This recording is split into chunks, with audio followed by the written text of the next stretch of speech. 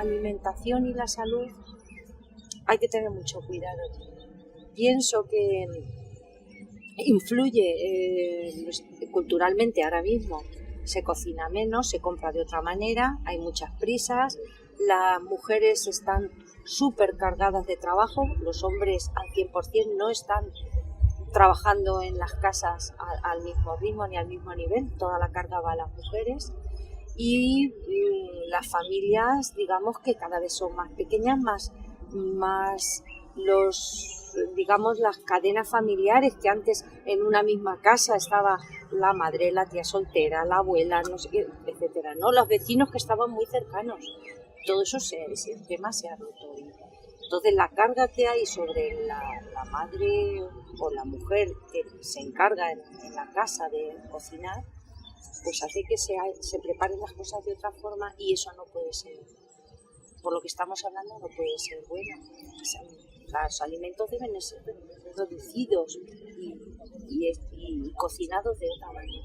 Es que yo creo que un poco, si seguimos esta tendencia, acabaremos comiendo como los astronautas, cosas muy concentradas para que no nos falte ningún nutriente, pero eso, ni aunque nos nutran, no le falta ahí el espíritu ese que tiene que tener todo ser vivo, que es de lo que nos alimentamos.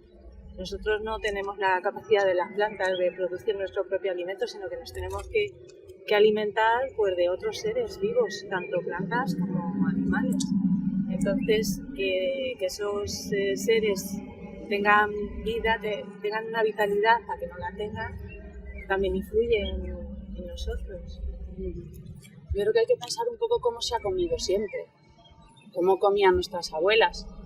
No se comía hace 50 años, se comía productos frescos, productos naturales, verduras, hortalizas, legumbres, carne, con moderación, con mucha moderación. Entonces esto cada día se pierde más. Ahora mismo hay una cantidad de alimentos procesados en los supermercados que es pues a lo mejor lo más rápido, lo más inmediato, pero es una manera de comer que no tiene nada que ver a la forma en la que nos hemos alimentado históricamente y que va cargada de cosas. Tú coges cualquier alimento procesado, elaborado, miras el etiquetado, que por lo menos ahora podemos mirarlo y saber lo que lleva, eso es verdad, pero pues hay muchísimos conservantes, colorantes, acidulantes, todas esas y por supuesto azúcar en cosas que no piensas a priori que van a tener, pues el jamón de york, se me ocurre, ¿no? Es que todo está cargado de azúcar, cosas que no tendrían por qué llevar. Entonces esa manera de comer, yo creo que tenemos que reflexionar sobre ello, también porque un poco por los hábitos de consumo y la educación, esto se educa, ¿no? A comer hay que aprender. Y a mí me preocupa mucho los niños, la infancia, cómo se están alimentando los niños desde que son pequeños. Y esto es claramente observable en el patio de un colegio, por ejemplo, a la hora del almuerzo. Yo pienso en la clase de mi hijo, que son 24, son 2 o 3 los que llevan a diario fruta en el almuerzo, o un bocadillo, o frutos secos, algo tan sencillo como eso. La mayoría es bollería industrial, son cosas súper azucaradas, cereales que tienen un 70% de azúcar en su composición. Pero bueno, y ya no solamente los malos hábitos, sino todos los residuos que tantos niños con envases pequeñitos, con su pajita, con el plastiquito que envuelve la pajita, ya no es solamente la mala alimentación, sino que estamos generando montones de residuos y cada vez todo va más empaquetado, más compartimentado, dosis más pequeñas. Entonces, es que va todo unido, con generar muchísima más basura. Ahora hay la legislación de que tenemos que pagar las bolsas y está bien, pero ¿cuántos envases sigue habiendo en los supermercados? De plástico, de cartón, que es que también importamos muchísimo papel. Es que la solución es que llevemos nuestra bolsa, no que nos hagan una bolsa de material biodegradable, que realmente están usando alimentos para hacer bolsas, porque están usando maíz y patata para hacer bolsas biodegradables. Si la cosa es que usemos una y mil veces nuestra propia bolsa, ni que sea de papel.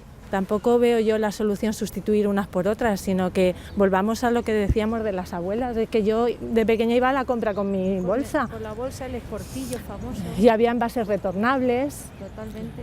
Y no sé, es que en pocos años, que bueno, ya han pasado bastantes, hemos dado un vuelco, o sea, nos han incentivado a consumir de esta manera.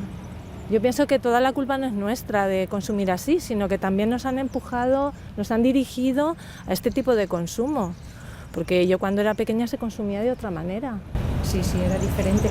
Lo curioso es que, por ejemplo, desde la medicina te dicen, es muy aconsejable la dieta mediterránea tradicional, que es lo que estamos diciendo, ¿no? Como para la salud, que implica todo esto, otra forma de cocinar y otra forma de... Pero digamos que se dice en teoría, luego no se facilita el cambio a un modelo que estamos diciendo ahora mismo es complicado. Por ejemplo, otro aspecto muy importante es el tema de, vale, una dieta mediterránea, pero ¿con qué alimentos? ¿Qué tipo de alimentos son más interesantes? Yo creo que no vale cualquier cosa, quiero decir. La manera ahora convencional que se llama de producción de alimentos es una agricultura y una ganadería intensivas. Podríamos hablar ahora mismo de las macrogranjas. ¿Qué está pasando con los animales que luego van a servir para nuestra alimentación? ¿Cómo era el modelo anterior? Que era pues quien tenía en su corral algunas gallinas, que en Navidades alguna gallina que se hacía un poco de caldo y no sé qué, pero muy de cuando en cuando se hacía matanza, pero para todo el año y para mucha gente. Y ahora, ¿qué está pasando, no?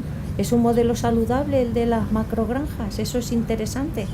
¿O nos interesa, por ejemplo, esa agricultura que tiene hectáreas de monocultivo, donde no hay diversidad, no hay biodiversidad ninguna?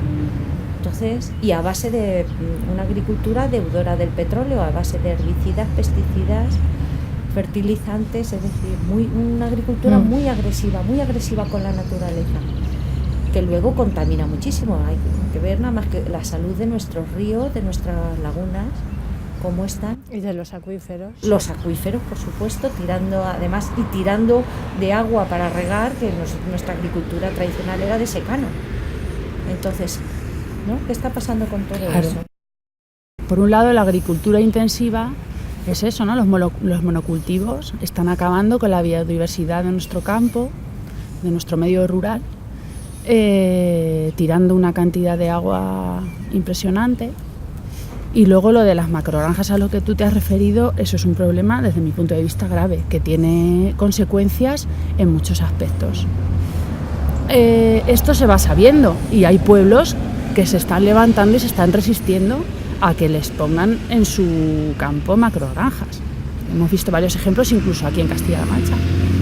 Porque por un lado, lo que tú has dicho de la contaminación, los purines, que son los desechos orgánicos, que aunque sean orgánicos, pues por ejemplo de los excrementos de los animales, la tierra no está preparada para absorber todos esos nitratos, por ejemplo, y otro tipo de cosas que están desequilibrando nuestro suelo y contaminando nuestra agua.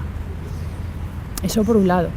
Por otro lado, esas macrogranjas que se instalan en determinados lugares requieren una tecnificación tan alta y una tecnología tan alta que ni siquiera crean empleo en esos pueblos, porque se necesitan 2 o 3 puestos de trabajo, porque lo demás son máquinas en la que a través de ellas se controlan pues miles de animales, de cerdos concretamente, que las macrogranjas de cerdos es lo que más se está poniendo en marcha en este sentido en nuestro país, por ejemplo en Cataluña. El problema es grave, además produciéndose para exportar mucho más de la mitad de lo que se produce. Uh-huh. Animales que se alimentan de cereal, casi todo transgénico, que se cultiva en muchas partes del mundo. Ese cereal con el que se alimentan los cerdos de las macrogranjas lo importamos. Entonces es todo como que no tiene ni pies ni cabeza. Ese cereal se cultiva en los países del sur, recorre miles de kilómetros para alimentar a cerdos que se crían en nuestras macrogranjas para fabricar jamones que se exportan a China. Entonces, ¿qué sentido tiene todo esto? Exacto. Esos kilómetros de la comida para arriba y para abajo y estar consumiendo miles de toneladas de cereal que podrían alimentar de sobra al mundo para alimentar cerdos. Entonces esto a mí me genera pues no sé, mucho dilema, mucha inquietud, porque sigue habiendo mucha hambre en el mundo. Y eso sin hablar de la comida que se desperdicia con nuestro sistema agroalimentario. Ese es el mayor problema. Es que, vamos, yo desde que soy pequeña estoy oyendo eso, que vamos a hacer esto para acabar con el hambre en el mundo. Vino la Revolución Verde, luego se ha visto que era una mentira, que no se acabó con el hambre en el mundo porque todavía tenemos hambre y desigualdad en el mundo. Y bueno, ahora hay una segunda revolución verde con los transgénicos y también la excusa es de que con ello se va a acabar con el hambre en el mundo y se está viendo que tampoco se está cumpliendo ese objetivo. Primero porque tiramos muchísima comida y cuando nos paramos a reflexionar es impresionante. Incluso gente que pueda estar concienciada nos damos cuenta de que tiramos mucha comida y no solo comida, ropa, que también tiene sus costes medioambientales en la producción. Y bueno, lo que decías de las macrogranjas, aparte de todo eso, es que esos animales están supermedicados, porque claro, son muy frágiles. Al estar una concentración tan elevada de animales en un mismo recinto, todo tiene que ser superasepsia y eso genera también que cualquier pequeño problema entonces se les medica simplemente de manera preventiva, aunque luego también entonces están súper medicalizados y eso también repercute en nuestra salud a la hora de que nosotros necesitemos un medicamento porque necesitamos un antibiótico. Estamos ingiriendo tantos antibióticos con la carne tan procesada que al final no nos hacen efecto cuando los necesitamos. O sea, ya la amoxicilina es tan generalizado su uso, en animales también, que está dejando de tener efecto. Y bueno, que producir un animal que está estresado, que esa carne que luego estamos consumiendo, es que nutricionalmente tampoco nos aporta lo que nos aportaría un animal criado de otra manera y bueno, en libertad y con su ejercicio, comiéndolo con otras dosis mucho más pequeñas porque no lo necesitamos. Pero me viene un poco la idea de que has dicho, Celia, de que estamos en un modelo en el cual se alimenta a nuestros animales con cereales producidos en, digamos, pues América Latina o en África, es decir, a costa de la alimentación de esas poblaciones y del trabajo de campesinos y campesinas. Recordemos que la mayoría suelen ser mujeres, a los que se desplaza por un gran monocultivo de cereal para nosotros, para nuestros animales, y ellos se les desplaza y luego, etcétera. Luego tenemos problemas, las migraciones, etcétera, todo esto, ¿no? Es un modelo absurdo y dañino, muy dañino para la naturaleza, para nosotros, pero también para personas que, digamos, son ajenas y se encuentran con el tema que se les impone, claro, es impuesto. Y eso me parece demencial. Pero, por ejemplo, también vamos a comprar, por ejemplo, legumbres y vemos que los garbanzos, por ejemplo, vienen de México. Que tenemos manzanas que vienen de Chile, ¿no? Sí. Cosas de ese tipo, alimentos kilométricos que se les llama, ¿no? Y eso es otra barbaridad, porque eso también contamina, ¿no? No es gratuito, no vienen por arte de magia. Hombre, es que cuando encontramos un melón en diciembre, desde luego no está producido aquí, eso está claro. Entonces, el problema es que también hemos perdido un poco la conciencia de qué productos son de temporada y no. Entonces, queremos fresas en diciembre y manzanas en verano.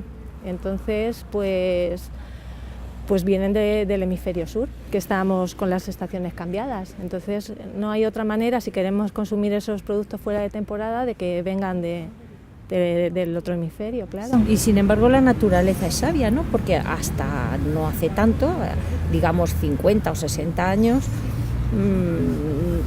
comíamos los productos de huerta que teníamos aquí y los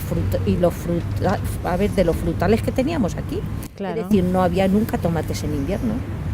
Claro, porque el tomate no es de invierno y no pasaba nada. Se hacía conserva. Se hacía conserva, efectivamente, y si no, pues se comían otras cosas. Claro. Sí, no, quiero decir, no era tan ajeno. Y la fruta, pues el melón era de verano, etcétera, ¿no? Entonces, no sé, todo esto te da que pensar que el modelo es muy tóxico, es un modelo tóxico. Yo creo, es dañino, no es sano. Y entonces eso no puede ser bueno para nuestra salud de ninguna manera, por lo menos de nuestra salud social y emocional y como personas. Y eso es para planteárselo, yo creo, seriamente. Y luego está también, y esto afecta a nuestros agricultores y agricultoras, el tema de lo que se paga por lo que se come. Sí. Que ese es otro tema muy, muy serio, ¿no? Sí, yo creo que ahora mismo a mí me vienen a la cabeza dos cuestiones que tienen mucho que ver con la agricultura intensiva que se está haciendo ahora. Primero es que esa manera de producir alimentos desplaza a los agricultores de agricultura extensiva de siempre, porque hacen que no puedan competir con los grandes territorios de cultivo por el precio. El precio que se paga al agricultor es tan irrisorio que no se puede vivir del campo, o cada vez es más difícil vivir del campo. Eso por un lado. Por otro lado está el tema de los estándares en los alimentos. Esto es, pues, que vas al supermercado y tú ves todas las frutas y las verduras puestas allí, todas igualitas, del mismo tamaño, la misma pinta, impecable. Entonces, esto es un problema porque volvemos a lo del desperdicio. Claro, ahí antes. Se tira mucho. Sí. O sea, ¿cuántos? En origen. A un huerto ecológico, por ejemplo, un huerto en el que no se usen fertilizantes ni fitosanitarios, y ese huerto tiene sus tomates, unos más grandes, unos más pequeños, unos con salientes, que se podrían decir que son, a mí me parecen preciosos, pero para el mercado son feos, no cumplen los estándares. Entonces, adaptarse a eso para el agricultor o la agricultora es súper complicado también, y todo lo que no se adapta a ese estándar no entra en la cadena de distribución. ¿Y eso qué se hace con eso? Pues se desecha. Sí. Ese es otro problema que tienen también los agricultores. Pero gordísimo. Hay una película muy bonita de Agnès Varda que se llama Los espigadores y la espigadora. Y entre otras muchas cosas, hay gente que necesita comer y van a los campos de patatas en Francia a recoger las patatas que la industria se deja. Ha considerado que ese no es estándar, esa medida no da. Y entonces se agacha, Agnès Varda se agacha y coge una patata con forma de corazón. Y es una metáfora preciosa de que estamos tirando cosas que muy valiosas. Muy valiosas. Estamos tirando alimento. Hemos pasado de considerar los alimentos productos, y cuando ya son productos ya los calibramos desde otro punto de vista. Y una patata en forma de corazón es la metáfora de eso que la industria tira, ¿no? Y me parece que también debemos pensar en eso. Es fundamental que desde la política, desde lo público se fomente eso, y luego que cada uno hagamos un ejercicio de reflexión de cómo tiene consecuencias nuestra manera de consumir. El pequeño acto de ir a la compra, pues por ahí hay una gente muy combativa con esto que dice: haz del carro de la compra tu carro de combate. Eso quiere decir que realmente como consumidores tenemos mucho poder, y tenemos mucho poder para cambiar este sistema agroalimentario que es injusto, que no es sostenible y que además no tiene, desde mi punto de vista, no tiene futuro, porque es tan dependiente de los recursos energéticos que no se va a sostener, porque como tú has dicho, tan dependiente del petróleo que ya sabemos que el petróleo tiene un fin, y que el colapso energético va a llegar. Un poquito antes o un poquito después, pero eso va a llegar. Entonces no se va a sostener nada de este sistema agroalimentario. Entonces hay que pensar cómo nosotros podemos ir contribuyendo a que eso cambie. Y eso se hace con cosas tan simples como comprar en las tiendas de barrio, apoyar a personas que estén produciendo cerca de nosotros de otra manera, a la agricultura y la ganadería extensiva, ecológica, que se está haciendo. Se está haciendo, pero que cuesta trabajo sacarlo adelante, mucho trabajo, porque todo lo tienes en contra. Pero nosotros tenemos que apoyar ese tipo de proyectos para que se pueda ir cambiando. Y como dices tú, llevarlo todo a escala humana, cercana, de proximidad, haciendo ciudad, haciendo pueblo, haciendo campo.